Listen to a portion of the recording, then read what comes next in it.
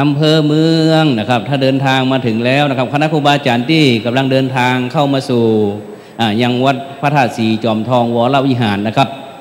ซึ่งปีนี้นั้นทางคณะสงฆ์จังหวัดเชียงใหม่ของเฮานะครับได้รับความเมตตาจากพระเดชพระคุณหลวงปู่พระพรหมมงคลนะครับอนุญาตนะครับฮือใจมหาศาลาหัทไทยนเรศนะครับเป็นสถานที่ประชุมนะครับเพราะโดยเฉพาะวันนี้ปีนี้นะครับหลวงปู่ได้เมตตาเป็นอย่างยิ่งนะครับต่อคณะสงฆ์จังหวัดเชียงใหม่นะครับเพราะหลวงปู่อยากต้องการหันคณะสงฆ์จังหวัดเชียงใหม่ของเฮานั้นมีเป็นปึกเป็นแผ่นนะครับเป็นน้ำหนึ่งใจเดียวรู้รักสามัคคีกันนะครับได้ทำงานเพื่อที่จะสนองงานนะครับของพระพุทธศาสนาของเฮานะครับฉะนั้นวันนี้หลวงปู่เต็มที่เลยนะครับอย่างที่กับผมได้เรียนเบื้องต้นว่า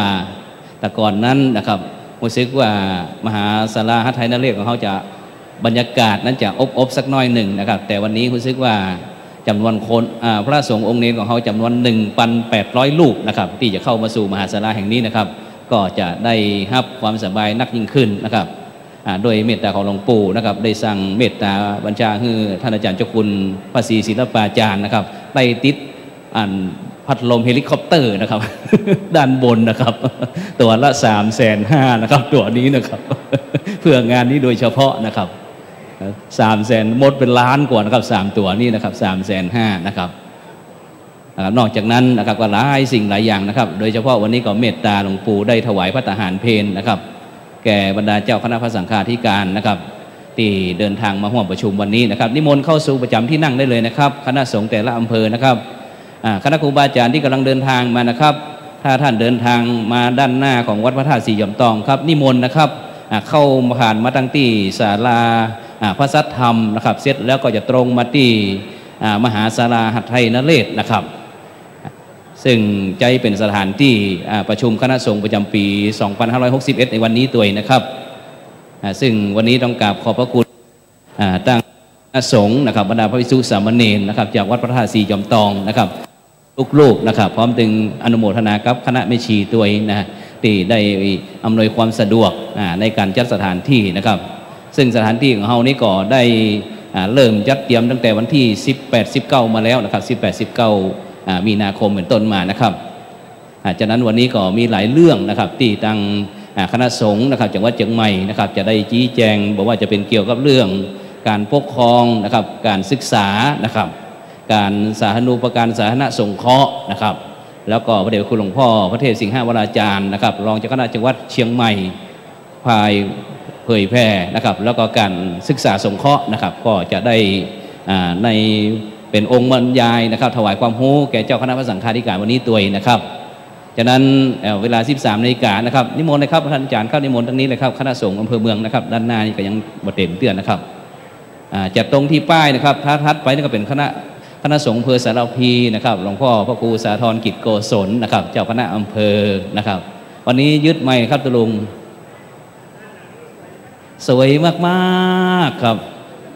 ตุลุงป้ากันสักหน่อยบอกขอถวายความเคารพ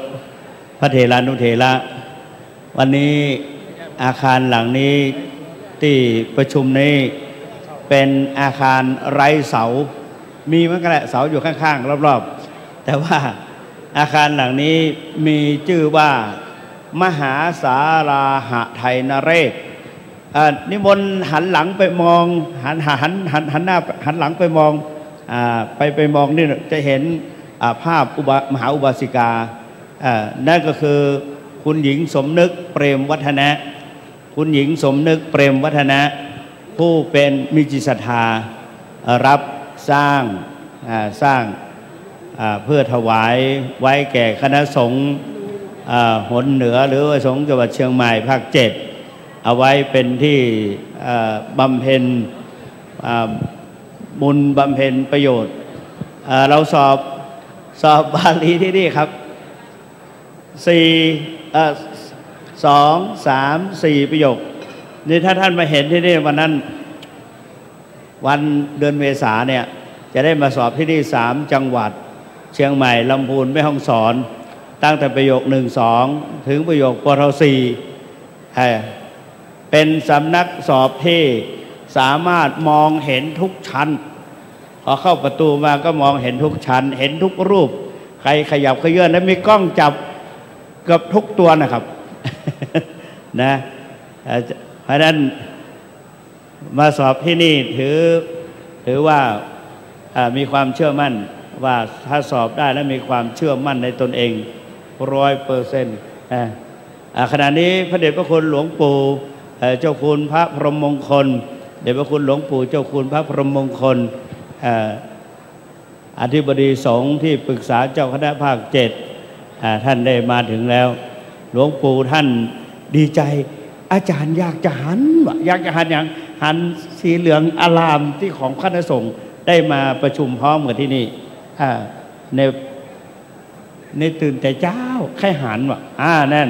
ได้หันได้นะเพราะฉะนั้นวันนี้เป็นความปรารถนาของหลวงปู่เจ้าคุณพระพรหมมงคลห้องลูกศิษย์ลูกหาตื่นเจ้าให้มาตื่นลุกขจายนี่อันนี้เดชพระคุณมาแล้วได้เข้าไปต้อนรับเจ้าพระคุณพระเดชพระคุณหลวงพ่อ